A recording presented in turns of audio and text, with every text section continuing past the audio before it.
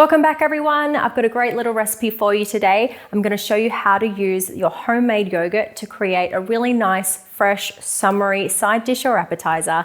I'm going to turn this homemade yogurt into a labneh that I'm going to serve with some roasted tomatoes and some pesto.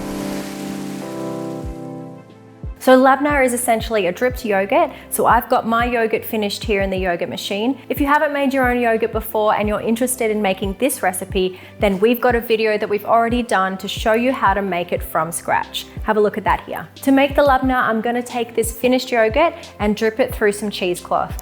Now, essentially you just need to hang it suspended over a bowl. You can use whatever apparatus you have on hand. Today, I've got 2 tall bottles, a wooden spoon to suspend it over a dish on the bottom.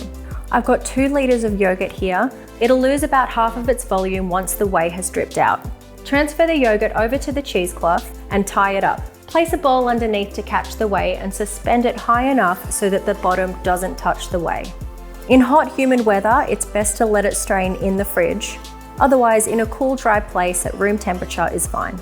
Let it drip for at least 8 hours or overnight. For a firmer outcome, you can drip it for up to 24 hours. So after 24 hours, the labneh has finished dripping. We've got the whey here. Don't get rid of that. There are plenty of good uses for it. So check out that information on the blog. I'll unwrap the labneh, show you what it looks like, and then I'll get on to finishing this dish. I've got the oven preheating to 180 degrees Celsius. I'm gonna roast some tomatoes and make some pesto, and then we'll plate up this dish. For the roasted tomatoes, preheat the oven to 180 degrees Celsius and add 500 grams of washed cherry tomatoes to a baking tray with some baking paper. Add a quarter of an onion finely chopped to the tomatoes and then drizzle with 2 tablespoons of olive oil and season with salt. Toss it all together and put it in the oven for around 20 minutes or until the tomatoes are slightly blistered and tender. While the tomatoes are in the oven roasting, you can get on to making the basil pesto. To the blender jug, add half a cup of olive oil and the juice of half a lemon.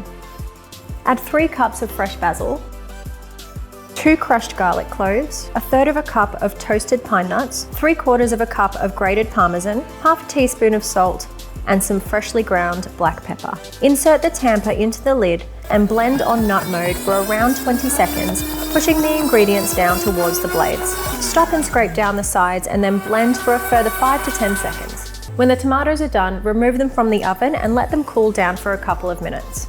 Drizzle with 2 teaspoons of red wine vinegar or balsamic vinegar and let them cool down completely. To serve, plate up the labneh onto a large dish and gently transfer the tomatoes and the juices on or around the labneh. Spoon over the pesto and sprinkle with a little salt and pepper.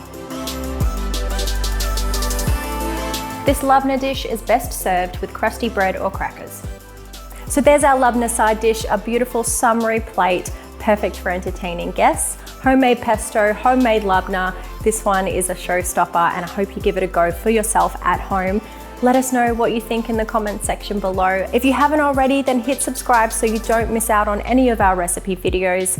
If you enjoyed this one today, then give it a like for us and we'll be back really soon with another recipe.